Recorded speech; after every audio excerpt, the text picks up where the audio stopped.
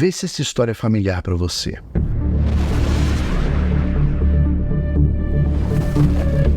Um objeto cai dos céus. Ele se abre.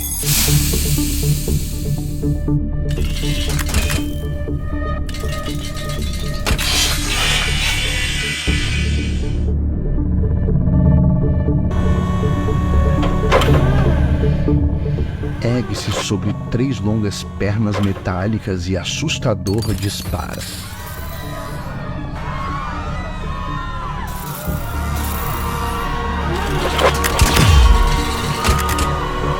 Forças militares tentam deter o invasor, mas não têm nenhuma chance diante daquela tecnologia superior.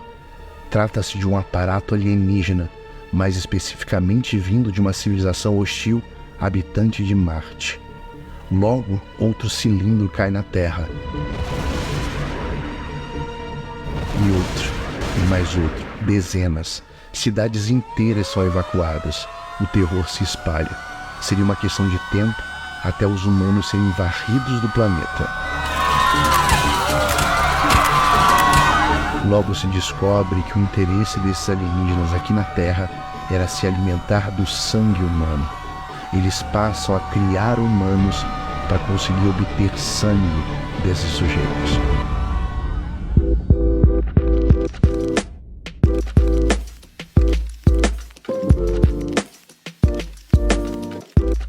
Essa história te parece familiar?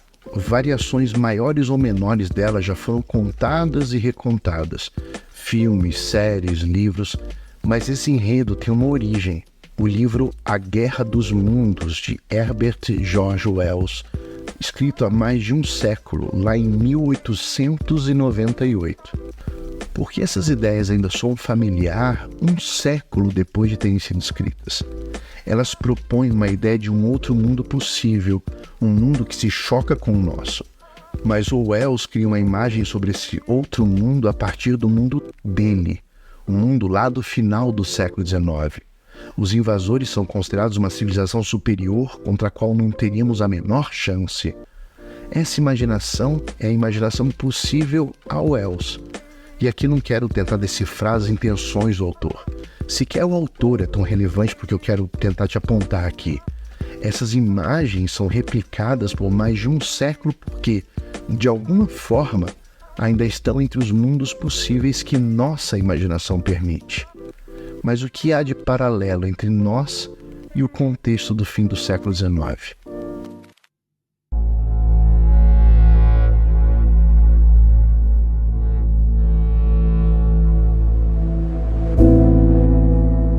Em 1898, contava um pouco mais de 10 anos desde que os países europeus dividiram a África em colônias. Justificando a violência, havia exatamente a ideia de uma superioridade da Europa sobre aqueles povos. Leopoldo II, rei da Bélgica, explorava o Congo, escravizando os povos da região. Trabalho forçado que, quando era desobedecido, os agentes coloniais respondiam com violência. Mulheres e crianças eram sequestrados para forçar homens a trabalhar, e aqueles que não conseguiam coletar borracha o suficiente eram espancados, mutilados e mortos. Essa mesma ideia de superioridade foi usada para justificar a guerra da Inglaterra contra o reino Zulu. Tal como o equipamento indígena descrito por Wells, os britânicos utilizaram rifles de repetição e artilharia pesada para aniquilar a população Zulu e anexar suas terras, que eram ricas em ouro e diamantes. Assim como os marcianos buscavam recursos. Não exatamente sangue, como os marcianos da história de Wells buscavam, mas riquezas minerais que alimentariam a economia britânica. Poucas décadas antes, a Inglaterra entrou em guerra com a China para que conseguisse continuar traficando ópio para lá. Rifles de carregamento rápido, marinha e todo tipo de tecnologia militar contribuiu para a Inglaterra se impor por meio de massacres. Se a imaginação é a nossa capacidade de gerarmos imagens sobre o mundo, a imaginação de Wells, ao escrever A Guerra dos Mundos, é limitada por essas imagens colonizadoras. Imagens que não se esgotam no século XIX, imagens que remontam aos séculos anteriores e à colonização do continente americano, à escravização de povos africanos, ao apagamento de tantas culturas, modos de viver e de outras imagens possíveis sobre o mundo. É em torno desse repertório que Wells imagina uma possibilidade de futuro. A história contada por Wells explora o temor de que uma civilização alienígena pudesse colocar em prática contra os ingleses tudo aquilo que os ingleses já colocavam em prática contra uma grande parte do resto do mundo. Os leitores de Wells tremiam diante da possibilidade de serem vítimas de si mesmos. Percebe o quanto isso é grave ao pensarmos mundos e futuros possíveis? Isso estreita a nossa capacidade de imaginarmos caminhos palpáveis. Isso limita a nossa imaginação. E essa história foi recontada, adaptada, lida, relida, assistida e reprisada por muito tempo.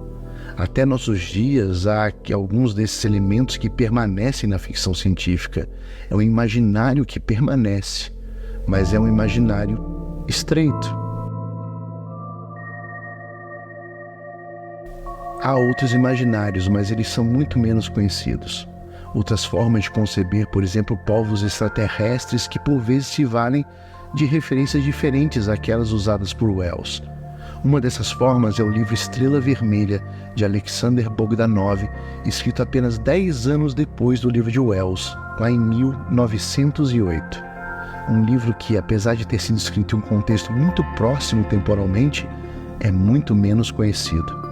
É um de tantos outros repertórios que poderiam nos ajudar a imaginar outros mundos possíveis. E é sobre essa história que vamos tratar no próximo vídeo.